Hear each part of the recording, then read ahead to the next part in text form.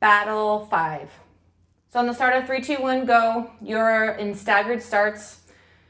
You run all the way around the tunnel, and then when you get to the tunnel, there's an access point. You jump into the tunnel, or then you run through the tunnel, which, how cool does this look in a video, right? Like, it was a pretty cool experience.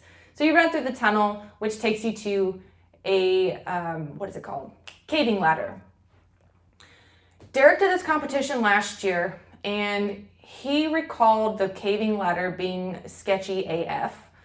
And at the point where you're able to get your hands over, he just remembers it being really difficult where he could almost not grab onto anything. He was super hesitant about me doing this caving ladder, so that it mentally, prior to the battle, it just kind of put me in a funk because I really didn't want to take the penalty of having to run all the way back out, which just would lose so much time. And I just wanted to see if I could do the caving ladder, you know?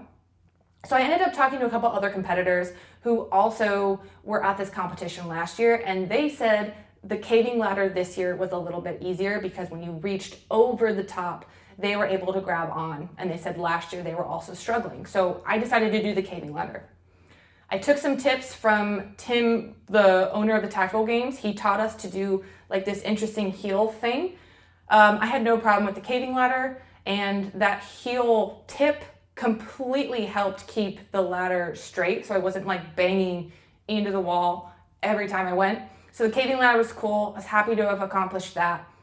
On the other side of the caving ladder, there were 2 fast ropes. So this one was I'm gonna see if I can find a picture of this, or yeah, I'll find a picture of this and show you from Derek's competition last year. So when you came out of the caving ladder, there was this, right? So you fast rope down this, and then you run to the next room, and then you fast roped down the next tunnel.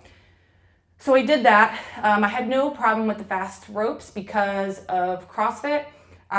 When I do rope climbs, I usually use the J-hook method, but this time Derek said to use the wraparound method, so I wrapped my whole leg around and then pinched down, and then I just slowly let myself down. So the fast ropes were no problem whatsoever. I think the technique of that was very helpful to not get out of control and go down faster than you want to.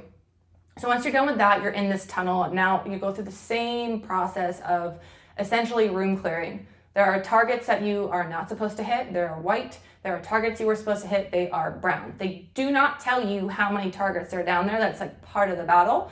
And so you have your UTM rounds, you clear the building, you do all that. Once again, room clearing is definitely not a strength of mine. I was so slow, just very, very slow. So that's on the checklist of to-dos to get better at. So you did that. And then once you were done, you came out of the building, and then you just ran all the way back to the finish line, which I believe was 800 meters. So a couple of things about this battle. The running aspect. If you saw my other video, we talked about my food plan. I ate well that weekend, and I was properly fueled. I didn't feel nauseous, even in the heat. I didn't feel sluggish. I think properly eating made such a big difference for my ability to just keep going, especially with running. Running is also not my forte, and previous to this competition, I put myself through the street parking 5K running program, and I've kind of shared details about that too, of how my running has improved. I'm not necessarily a lot faster, but I'm much less miserable while doing it. So I definitely noticed that on this battle. And so that is the Battle 5 recap.